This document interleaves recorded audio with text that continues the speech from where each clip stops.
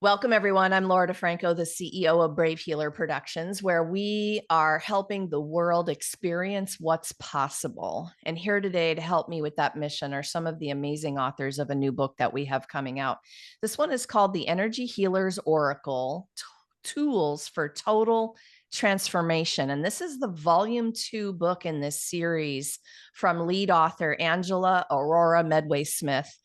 First, a big thank you to Angela. Angela, you had such a big mission and vision to bring the world's most amazing energy healers together to really give people an idea of what this is and how to take full advantage of energy healing and medicine. I'm so grateful to you for that big vision and mission, and honored to be here interviewing your amazing authors today. We have Anita Davis. She is an intuitive healer, author, and owner of Holistic Vision, mentoring and training services to support people in understanding who they are and their soul journeys. Caroline Mary is a best-selling author, angelic healer, and life coach who loves empowering people to shine their light and share their magic with the world.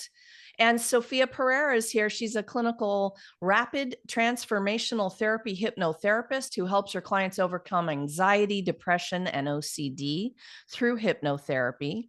She specializes in children and teens who experience school refusal or school can't. And we're going to talk to everybody here about what they are gifting in this beautiful book. Anita, you're going to start this party off today. Tell us about your amazing chapter. Well, my chapter really tries to put over to people about their soul journeys. So that is about how they transform from the person they are in their childhood into their 20s, 30s, and then how they go into their 50s, etc.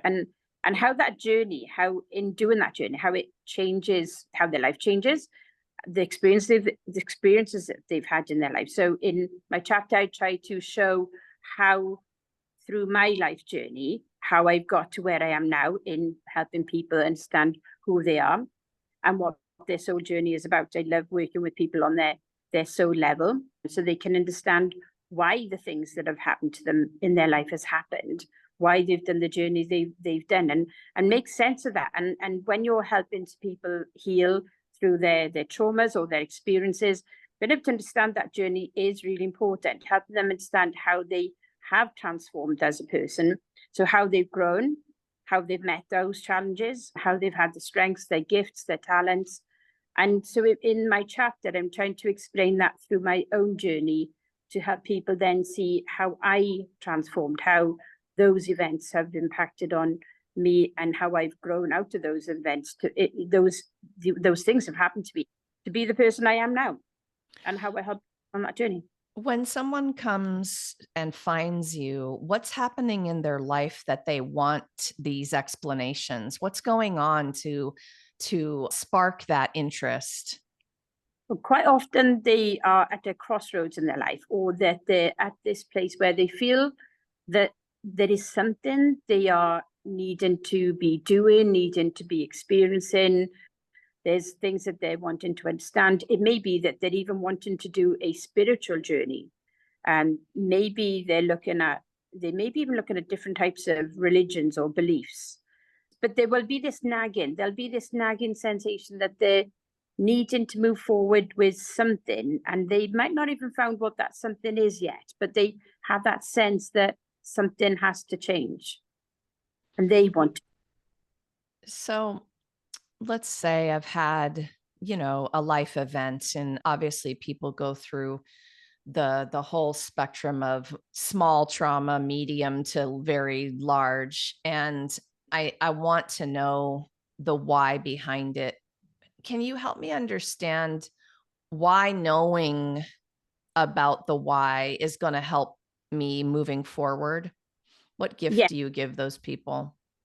Yes, I mean that is basically what it's all about, really. It's about understanding why that is. And in that why, so I specialize with people who have had serious ill health issues or disabilities, because they are quite often the life-changing thing that happens to a lot of the people that I come across. And in helping them understand why that journey has happened to them. It gives them that sense of relief, and they will often say, once they've done that experience with me, they'll actually say, well, my life is actually now better that I'm in this situation. They feel that they have that sense that something's being lifted from them. Everything makes more sense to them. They maybe they quite often will have a different group of friends. The people that they connect with will be more like-minded to them. And it's almost like as if for a lot of people, their life is completely transformed, it's completely different. And they would say, they would never imagined maybe 10 years ago that their life is now as it is. But they tend to find that their life is more fulfilled because maybe they would have felt that their life before was like on a treadmill, but now their experiences of life are so different. They're so more engaged in who they are and what they believe in, what they want, because our life can be very much about how we're conditioned. And so a lot of that conditioning that they've had in their life kind of falls away, and they're more now about who they really are as a person. They understand themselves more, they understand their journey. But part of that might also be about how they change their mindset. So in soul work, it may be for some people that, that they go into wanting to learn about past lifetimes or dimensional lifetimes, so it can be very out there and what some people might see as woo-woo, or it can be very much kind of in the present, in the day that we're in, the moment that we're in. It very much depends on the individual, and that's why a lot of the work I do is on an individual level, even though we run retreats and we can have people in a group. But when you want to do this work, it is about you. It's about your own individual journey. Anita, thank you. I love the way you kicked this off today, because when I talk about helping people realize what's possible, I mean, you did that brilliantly just now. Thank you so much for being here and sharing today. Thank you. Caroline, tell us about your amazing chapter. Hi, so I'm Caroline Mary, and I'm chapter 17 in the EHO2, and I write about angelic vortex healing. And the title that actually I was kind of given to was the working with angels to create clarity. And really similarly to Anita, what I find with working with clients is that a lot of times putting it into a context of a spiritual or soul journey as a human life, it means we've got a bigger perspective. And that's something that I was lucky enough to have that as a child. I could see things that were happening and could see the soul level as well as the human challenge, but not everyone has had that. So the minute you start working with things on a bigger perspective, you are able to kind of cognitize what's happening to you and understand it, have more compassion for self and others. So with my chapter, I actually describe one of my big life events, which was getting locked up, being sectioned into a psychiatric hospital. And at the time, I also had that dual understanding. Part of me was like, somehow I know this is right. And I'm kind of going, I don't really get it, but I kind of going with it. But on the other hand, I also had my human. I was scared. I was frightened. I felt lonely. But as Anita said, it was a massive transformational experience for me, because I was having huge psychic awakenings, I was having soul understandings, I was getting downloads of information, and everyone I was speaking to, I was able to share with them that insight for them. So I was starting to do my healing practice, if you like, in the hospital. And when I came out, it was really obvious, that I couldn't go back. This was something that I would propel me forward. And it's taken quite a lot of different other life events, also falling off a horse on my 30th birthday and other things that have kept me pushing forward.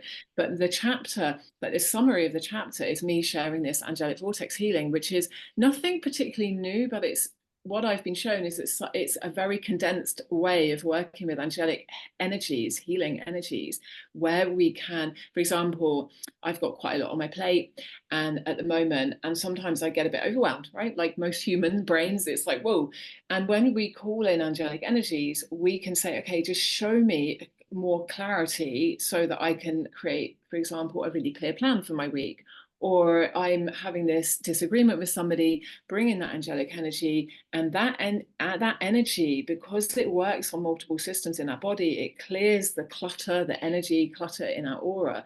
we then become able to really tune into the highest outcome, the highest understanding. As Anita was saying, a lot of it's about understanding, and I'm sure it's the same, Sophia, with the clients you work with.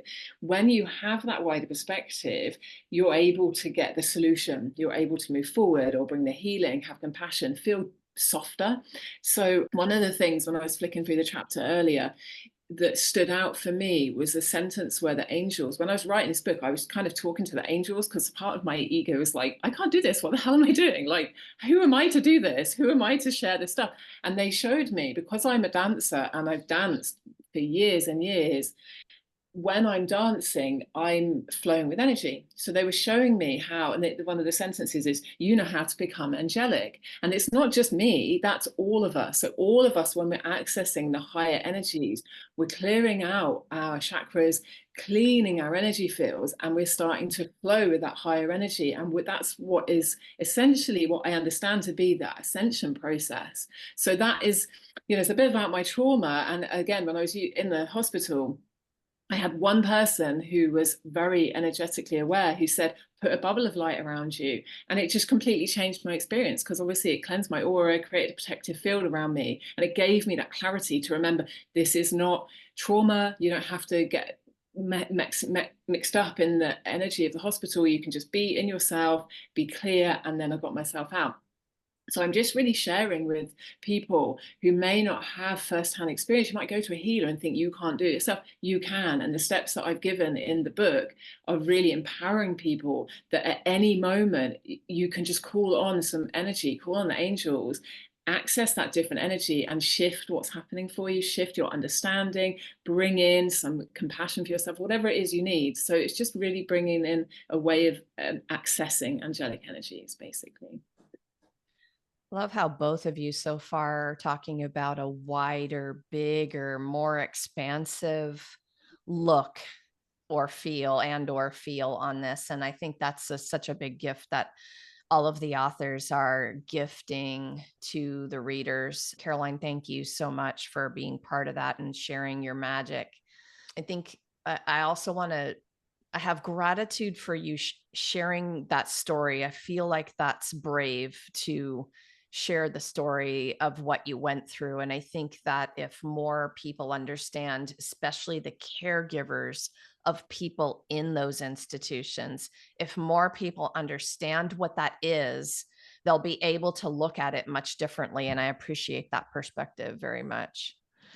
And Sophia, we're going to be moving to you now. And you're just, all of you are making me think, with the children too, who have some of those issues, what if we understood about our children that they had a deep spiritual connection right away, and that's what was coming in as parents? Oh boy, this is world-changing stuff, right? Sophia, tell us about your amazing chapter. My chapter is chapter 11, and it's the fear within. And it speaks about, I talk about a client. I had a young boy that his world fell apart from one moment to the next, and he couldn't and wouldn't go to school. And through hypnotherapy, through taking him back to where it all began, to the root cause of it, he went back to school. He had his life back, and that's all he kept on saying. I just want my life back. I just want to be me. And and I always say, you don't have to know the reason, because with hypnotherapy, that's what we do. You go back to the root cause, and sometimes it's like the simplest little thing, but it's the belief that you made from that little event. And sometimes it's just like, that was it. It's like, yeah, but to that person, the belief was so strong, so big, that it impacted the life.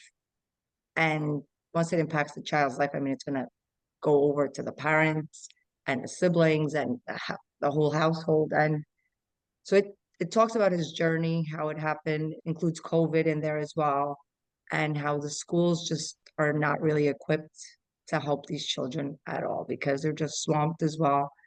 Yeah, it's just beautiful, like, to hear his own words and how he used to, like, it's I like to work with children because of the way they speak and how angelic they are and how it's it's just a different level, like they just need help.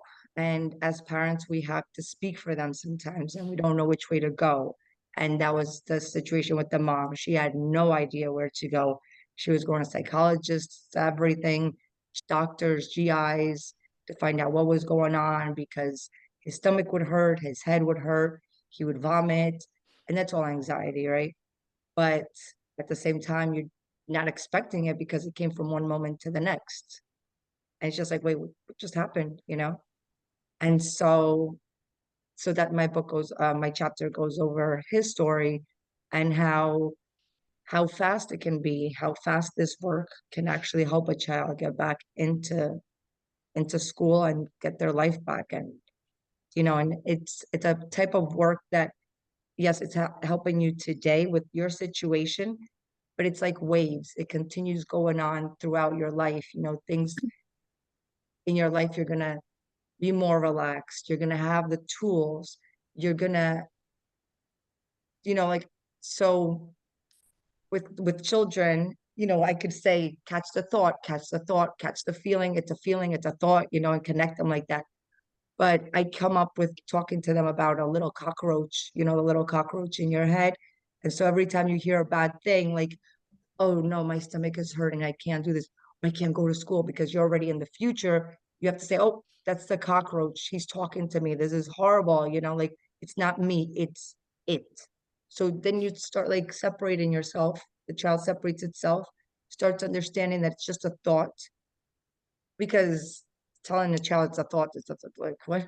So so you get tools, like you get tools for the future where you're like, oh nope, not listening to you. Yes, I can try out for this. Yes, I can go do this because I know who you are. You're just trying to trick me. And that's what it is. Anxiety is just a lie. It's a liar. It's a cockroach in your head, just filling you with lies. So the chapter is really beautiful and I'm really, really proud of it. And thank you so much for the opportunity to write it. Um, wow. So that those end up being golden nuggets of awareness. And for kids need to understand that. And I love what you said about it could be this one little thing that happened. It doesn't even have to be a big, big thing, but it stuck so hard and it got ingrained so much that it created a lifetime's worth of, stuff after that. Sofia, thank you so much for being a part of this and for sharing about all of this today. Thanks to all three of you. You are master teachers. You work with your clients every day, and it's one thing to coach them and do what you do, but it's quite another to take up the challenge that I gave you of putting that in black and white in a book to give people an actual experience. And you all did it so brilliantly. So thank you for that. These books are gifts, and talking to our listeners right now, you're going to read stories that you'll experience moments of healing in just the story alone.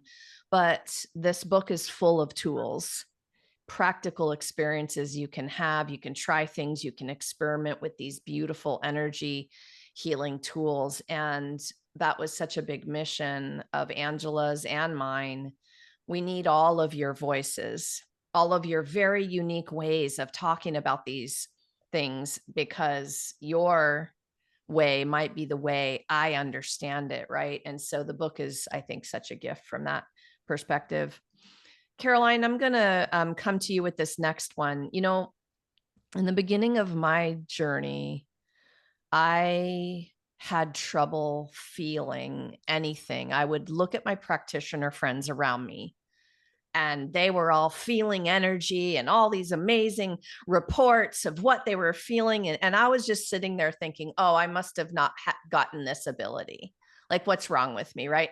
Until I had more practice and training and started to really feel what this was. So if you were talking to somebody in my spot from the beginning, how would you help them with just one stepping stone in terms of feeling energy? What does that mean to you? Do you know what comes to mind is breath? Okay, I've done yoga since I was 16, and the amount of understandings I've had through doing an asana and the breath that happens. So something I do in the voice workshops when I do them is getting people to see where their breath is. Because if your breath is stuck, if we've had a trauma or a shock or something, we often stop breathing. So I often invite people to breathe with their hands, because if we're stuck, we can't feel anything, and we're here. Our breath is about that big or not, right? So I would invite somebody to start breathing, and that breath will open your channels. So I don't think all people understand this unless you've done a breath practice, but when we breathe, we're shifting the energies through our meridians, and that's when you start feeling. So if you do a few breaths, you will notice parts of your body releasing, and the more you're flowing like that, which is, again, because I've danced a lot as well, I'm very used to checking in where I'm flowing and where I'm not flowing. You then start being able to sense what's in your energy field in your body, and then when the energy starts coming in, or you're in healing or something, you'll be much more sensitive because you're already flowing with energy. So that's something, when you were talking, that was instantly what came to mind. Perfect. And breathing is such a foundational practice, I think, for just paying attention and noticing. And of course, we have to do that all day long to survive, but often we don't pay attention to it. I love the way that you're kicking off this question. Sophia, how about you? What's that way you want to help people just kind of dip a toe in the pool of feeling energy? How would I explain it? From my standpoint, most people that come to me are at their last resort. So, and it's really hard when you say to somebody, hypnotherapy, because it's like, are you going to control me? So, the number one thing is to make sure people understand that no one has control over you.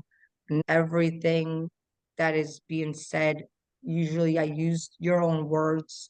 So, it's just making the person realize, look, this is you today, and I'm going to take you to where you want to be. Of course, I always set up the client for success. So before we even do anything, just a little trance, like just to get them to relax. And sometimes you can't relax, and that's okay, so just go with my voice, and just to get them to that state where you see, like, you could still get up. I don't have to click you out and be like, okay, you're not in trance anymore, get up and go. And it's just like, that's the hardest thing, is to get the person to be comfortable and understand that there is no control. And once they see it and they feel that relaxation, it's just magical. And it's like, it's you doing it. It's not me doing it. I'm just guiding you. I'm not doing anything. You're doing it. And your mind is the most powerful part of you. So when people realize that it's their doing, their mind, I think that changes a lot, especially when you hear hypnotherapy and it's like, am I going to bark like a dog? And it's like, no. It's just, I think that's usually people are desperate when they do come to me, but that's the thing that I'm trying to, like, just portray, like, to show, like, you're in control. It's you. It's 50% me, 50% you. I give, you give, we take from each other. So we're on a journey together, and the energy is beautiful, when you work together, and you will get to where you want to go. And it's just allowing and believing in yourself, not me, you. Thank you, Sophia. She, Sophia's talking about something that is important, and it's really one of the reasons for the books is we want to guide you. Authentic healers understand there's nothing broken in you, but we can guide you to your own inner power and wisdom. And I think the best guides exactly do that. They empower you to understand your own power, and it is you that allows you to go into that deeper state of relaxation, especially if we're talking about hypnotherapy. So I love this conversation because this is going to help people have a different kind of understanding about it. Anita, how about you? If you wanted to help somebody on this journey who wasn't really sure they were feeling anything in terms of energy, how would you start them out? So interestingly, we've already talked about the breath and the thoughts and the beliefs processes. And so one of the tools that I would use with people, especially we've done this on the retreats or when I'm working with somebody one-to-one, and they don't have, their thought patterns are quite negative, and they give themselves a hard time because the experience that they're going through, etc. So one of the tools that I use, which I find really helps people, is where they are reflecting on how they see themselves. So it may be that I would get them to choose a crystal or stone. You can use almost any object really, but what you're doing is you're asking the person to look at the object, feel the object, experience the object through their different senses, smell it. If it's appropriate, taste it, but using the different senses, because quite often people are not connected into all of their senses, that sense of touch, the sense of taste, smell, seeing, hearing, and actually feeling, not just feeling with our hands, but feeling the energy of something. People quite often will say, well, I don't feel the energy of something, but that's quite often because that's closed off for some reason. But when you ask somebody to look at an object and say to them, okay, so look at this crystal and tell me, what do you see in this crystal?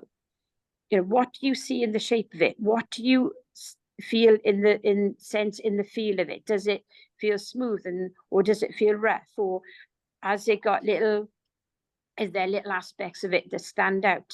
And by actually getting somebody to really examine a thing that they're looking at and to talk about it, to verbally express that and say, right, okay, whatever you're seeing in this crystal is whatever you're seeing in yourself. And like I said, that could be a stone, it could be a bar of chocolate. It doesn't necessarily matter what it is that they're looking at, but it's about that self-reflection of what they're experiencing, and then how does that relate to where they are at that moment in time in their life. And it's surprising how powerful that can be as an activity and as a tool, because in that process you can help the person see where they are at that moment in time in their life. You can help them, because they're going through their different senses, you can help them identify which of their senses are most strongest and maybe where they're not as strong. But you can also help them start to understand where their gifts and talents are, because you're, as well as getting them to feel those senses, you're getting them to listen to what they're actually saying around that self-reflection of the item that they're describing and they're experiencing, and then how they understand how that really influences themselves within their life, within their own gifts, their own talents. You get them to be able to because they're hearing what they're saying, and because they're having that physical experience with something, they're actually taking on board more what their own reflection of themselves, if that makes sense, in that they can see which aspects of them stand out more than other aspects of them, and then they helps them see what they're wanting to work on and how they're verbalizing, or how emotionally that is coming over, what their beliefs are, what their thoughts are, and gives you a starting point to work then with that person from, and in that journey then that they then want to do. And just to add to that, at the end of a particular session where we're actually looking to, if somebody, quite often people want to look at what their purpose, or they want to understand their purpose in life. A lot of people come to me will say, I want to know why I'm here, why am I here, why I've had this journey. And so by doing that as an activity, at the end of the activity, you get them then to pick another object, and you get them, and it's what they're wanting to look like. It's that reflection of what they're wanting to be in, say, a month's time, in 6 months' time, or whatever the time scale is that you're working on. So you're getting them to see, like, well, what will they look like in that time period? So it's kind of, there's two aspects. One is like how they're seeing themselves now, and how do they see themselves as they're going forward. And so in doing that reflection, you can see how you can help them then do that journey. I love it. I think getting people into their senses, you're also making me think of a wonderful meditation I did once upon a time in Circle, where they just had us grab an apple out of the bowl but we weren't allowed to bite it yet. We had to look at it. These were red apples. We had to smell it. We had to put our tongue on it before we bit, and so it's what you're talking about. It's like, okay, oh, I can sense all of these things, and it helps you understand what you're capable of in terms of feeling things, sensing things. So I love this one so much. I just wanted to just add to that, because I have sight loss myself. I don't have the sense of seeing. So for me, my world is very much about through my other senses. And it's interesting because, of course, when people do see, their world is very much about what they're seeing and not actually so much about their other senses. And so when you get people to take part in an activity that opens their other senses up, they realize how much of their other senses they're actually not engaging with, because 70%, 75% of what we're doing is through that visual experience. So, it's surprising how much of a difference that can make to people. Yes, big. A big difference. Okay, I would like to wrap up with this last question. And of course, once you hear it, we could be here for hours and hours on it. So I'm going to challenge you all to give me the one most brief, important thing you want people to know about it. Okay. Our subtitle of this beautiful book is Tools for Total Transformation. There's so much playground here to help people understand what's possible for transformation. Sophia, what's the most important thing you want people to know about transformation? It's possible. Doesn't come from a pharmacy. It comes from within you. You're in charge of it. Yeah, I mean, you have the tools, you have it. Sometimes you just need guidance, and you'll get to where you need to go. I mean, the thing I like to always tell my clients is don't ever, like, when they're going through something, it's like my OCD, my this, don't claim it. It's not yours. You don't want it. I love what you Um, already said about that and it's possible, and it's in you. Completely, Huge. totally in you. It's just that our minds are just wired that way, right? We're always like going to the negative, and I can't, and I can't, and this, and but it's within us, and getting the correct person to work with you where you vibe, I think is like a one of the biggest things you could find. But the tools are all within you. It's just easier. It's easier when you're open to doing it, because it's, to some people, they like the journey, they like the experience, they like to know, they like to learn, they like the transformation. Where others, you get a bottle of pills for $5 and it's just, I would say it's like an awakening in a way. And I think that's what usually happens to us. That's what happened to me. That's how I got into this. It was my awakening, my torturous journey that brought me to where I'm at today. And my passion, I had nothing to do with spirituality, as far as, like, I was in banking. I was in the corporate world, and then it's just like, okay, there's something's like, it's all within you. You feel it. You just know. Sometimes you go against it, you don't accept it, but the tools are within you. And yeah, the more we empower each other to see it for ourselves, to believe in ourselves, I think it'd be more beautiful. Yes. Thank you, Sophia. Love that. Anita, how about you? So the most important thing you want people to know about transformation?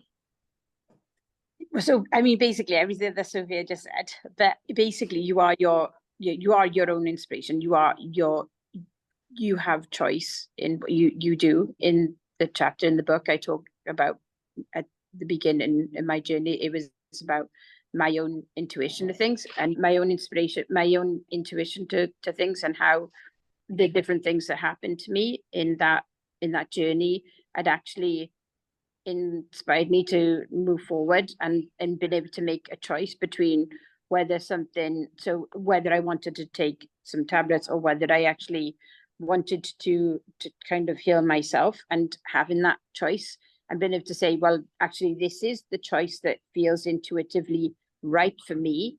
So it's actually about listening to yourself and your own knowing, your own intuition, what feels right and what feels wrong, and actually having the strength to say, this is the right thing for me, and not being maybe influenced by others and what they believe is the right thing for you.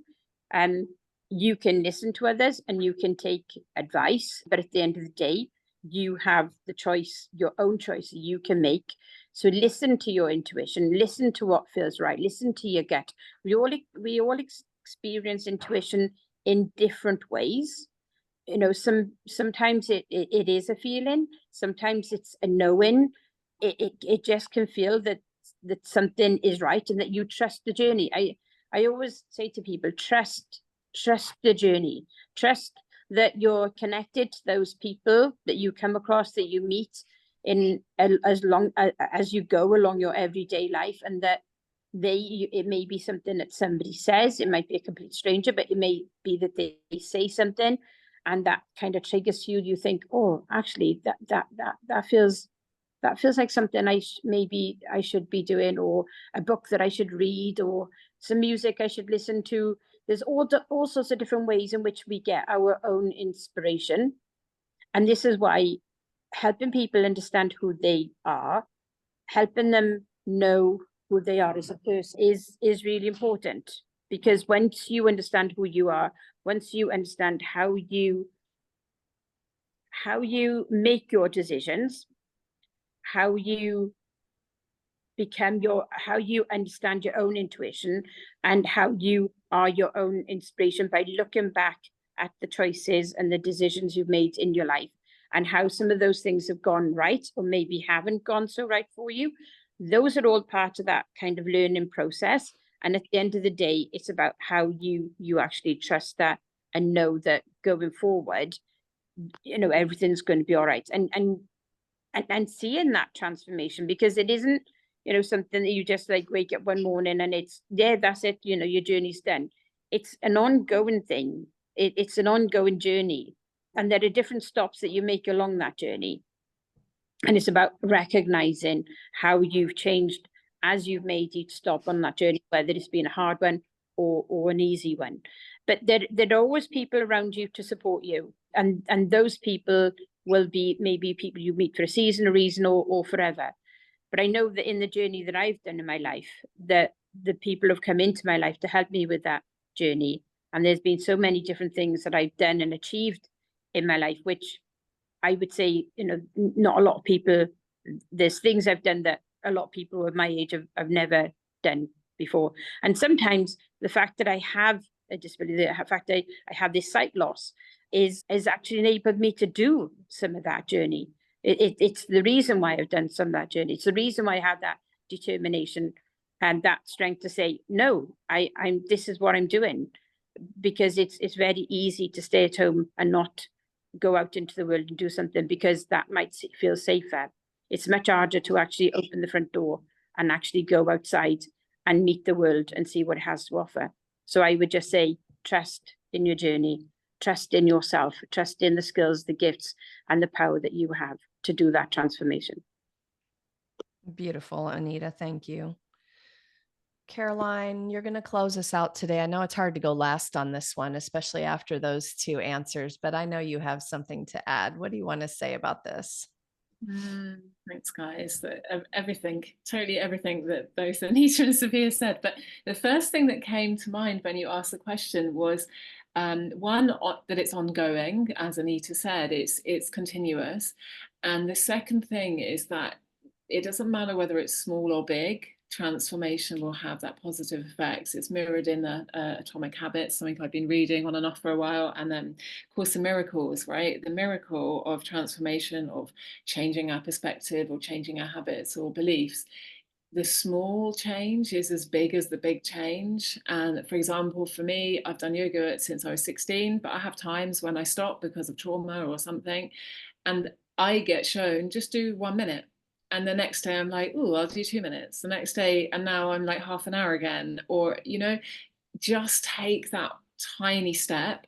Or even if it's something about your inner world, just having 2 minutes where you go, what do I need to know about this? You will receive a revelation. Okay, it's all about Course in Miracles. I love that book. But you have your own choice, your own journey. So just trust. It doesn't matter what somebody else is doing, because your journey is your journey, and that one small step in your journey can mean more than some big step for somebody else. It doesn't matter. So like, don't compare, be with where you're at, and just trust in the small or the big transformations, because they all count. I love that addition, especially don't compare yourself. This is nothing you can compare to anyone else. Your unique, beautiful journey. To all of you authors, thank you so much for what you do in the world. And thank you for being here today to share it with everyone. To our listeners, maybe you heard something today that sparked an idea or a question. Maybe you need support. This is way more than a book project. This is a generous community of experts who are waiting for you to ask that question and reach out for support. So drop down into the show notes where I have all of our authors hooked up with their websites. Go explore and see the amazing things that they are up to.